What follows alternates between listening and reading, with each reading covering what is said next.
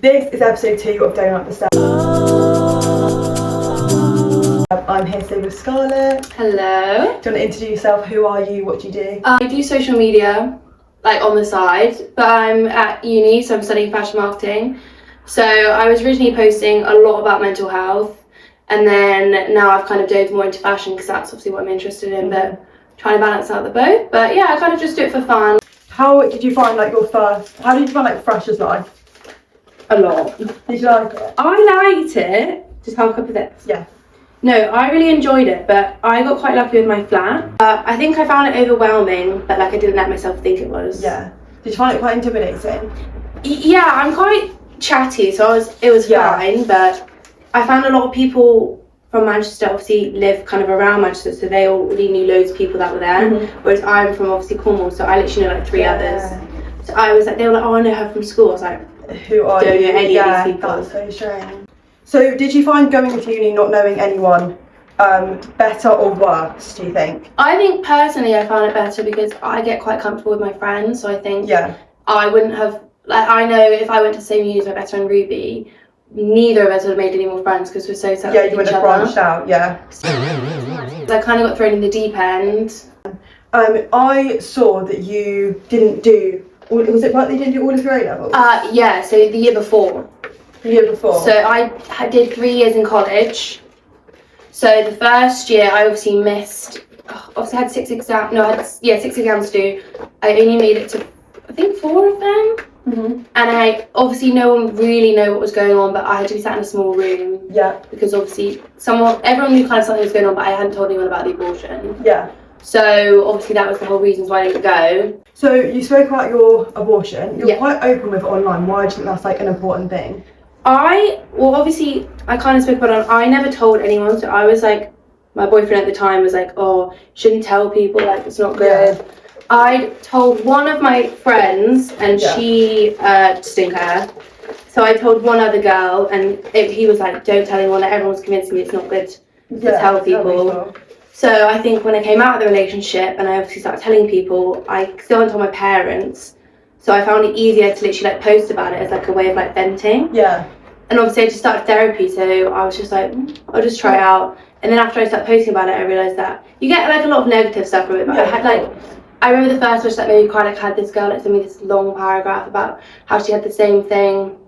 Her boyfriend was like abusive, but and she was like, oh, you really helped me to like speak out, and she told her parents, and I remember crying, and then I was like, oh, this is like, I think she had like 200 followers, but it literally helped so much with me, and like obviously other people have told me it's helped as well, so it's made it. Yeah, that's really good. How did you find the whole like process of the abortion? Awful. Was it awful? Awful. I think there's so many things I wish I did differently, like obviously I'd just fallen out with like my whole friend group at the time. Yeah. So I obviously felt isolated, and then obviously said boyfriend was like, you can't tell anyone, like so then I'm obviously even more isolated, and I'm like relying on him. Obviously we're toxic, so we're not good either. And then obviously I went to the appointments alone, and then I obviously did it myself, and then it was just horrible. It was obviously because I was trying to sit at my A-levels, but no one knew the real reason why. I was like depressed. Yeah.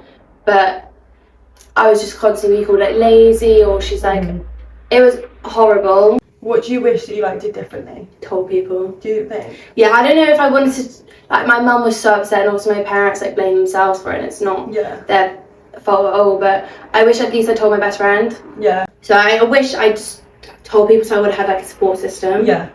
Because everyone I know that, like lots of my friends have had abortions too, but they've obviously had a support system, so it's been a lot easier to manage because I just took it all by myself. Yeah, when like my relationship was really bad, I just hid everything from everyone else. Yeah. Because they would then tell me like, you should leave. Yeah. I was like, I can't. I was like, no. Just say it's gonna be fine. Yeah. And is it 5 stages of grief? Is that how many of those stages are? Yeah. Like, almost like acceptance at the end. Like, I've accepted that this has happened to me. Like, now I'm gonna face it. Do you know what I mean? No, now I think it happened for the best. Like, obviously, it wasn't nice going through an abortion, but I gained so many new friends. I probably wouldn't have been at this uni. Like, I just think everything happens for a reason. So I agree.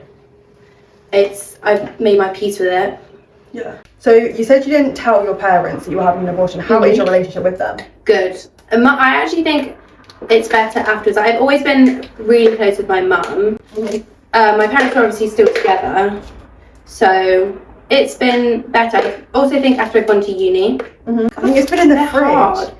I have to leave some of them. I was originally going to tell my parents, like, with my therapist, but they took it really well. Like, they know I don't really want to talk about it that much. So, but yeah, they don't like look at me any differently. I think they're more wary of like boyfriends. Yeah. And they were like, oh my god, we can't believe this. We let this all happen. But obviously, they had no idea. No one did. So, if someone was like on the outside of your life looking in, what advice would they give you? To process my emotions better. I think even like after therapy, it's like taught me to process them. But I kind of like bottle everything up, and then like I just like feel everything at once, which is explodes. Yeah, and then I just feel like, oh my god, my world is ending. And it's not. I just haven't let myself cry or like feel sad about something, and I just let it build up. And then my way of dealing with it is like 2 days of like literally just nothing, which is kind of working. But I need to figure out my healthy ways of doing it again, like little and often. Like obviously, like I've learned to that's not every friendship's going to give you everything. Yeah. So I have. This is why I like keep friends for. She's for this and she's for this, or he gives me that. I do. Like I've got a group of friends that I'll go out with and like have loads of fun with. Yeah. But I wouldn't sit there and have deep conversations with those people. But and that is so healthy though. Yeah. I think that's what I found as well with a lot of my friendships was we're really close, but like why are you not giving me the same that I'm giving you? It's actually just because it's so tiring. Yeah, it's awful. But it's actually just because like you're not that friend. Like you're a really good friend, but just not for that. And I think like once I've accepted that, like okay, it's cool, I'm finally at peace with it now. I'm like, I think if someone was looking into my life, I think they'd probably say like it's not that deep. Like I think quite often small things for me like feel huge. I think it's like a lot because I've protected my peace so much, and I'm not even talking about like relationships or anything, but even for this, and Will can back me, like I ordered these like little pink ones, but also ordered some pink bowls. They didn't arrive. In my head, this was the end of the world. It was the end, and I think it's because I care so much about things that when things aren't perfect and when they're not right, like I have to like fix everything and I have to like control everything around me. But it's not that deep. Like it's not that deep. I can have a pink bowl today. Like it's not that deep. And as soon as I got here, I completely forgot about it. I had other things to think about. But when I've protected my peace so much, the smallest, tiniest things are so deep, like in my head. And that's like me. Like that's my like building things up. And like Scarlett, the little things are upsetting me, and it's like, no, I'm not sad because I can't get the fucking tuna can open. I'm sad because this week this happened to me, and then it's like, oh, why can't you just These are brownies, by the way, guys. They look gorgeous. They look so good. They're actually well good. Yeah, I was telling, when I brought my car, I was telling like the managers at work, like, oh yeah, like I just brought my car, like, oh yeah, I'm gonna go pick it up. And they were like, they asked us to see pictures, I showed them, they were like, oh, daddy's money. And I was like, no, like, this is mine. Like, I was like, it's so, this misconception that someone is going to do all of my like, work for me. No, I don't know why people assume that straight away as well. And especially for girls as well. Yeah, it's always like, oh, it's like, no, actually I did it all myself. So we made brownies today. What was your reasoning for picking brownies?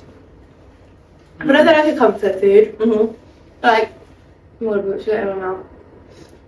I love that. Like all my friends know, like we're at a restaurant, and be like, oh, Scarlett, there's a brownie. It's just like, it's a fun thing to do with friends, and also like I always get them for my birthday. And I don't know, sad, happy brownie. I love them, and baking them is always quite fun, especially with like girls that we did at uni. Put chocolates and chocolate. It's just like a little girls' night. Yeah, 100%. I agree. And I do think it's quite hard to mess brownies up as well. Yeah. Thank you so much for coming on. No worries. Thank you for having me. I've had such a good time. The brownies are so good. Yeah. Hopefully we'll see you again soon. I think so. Hopefully you'll see this video soon. I'm not sure when it will come out, but I can't remember the date. But you'll see it soon. Right. Thank you very much. And that was your episode, folks. You have been watching Do Not Disturb with Amelia and Scarlett.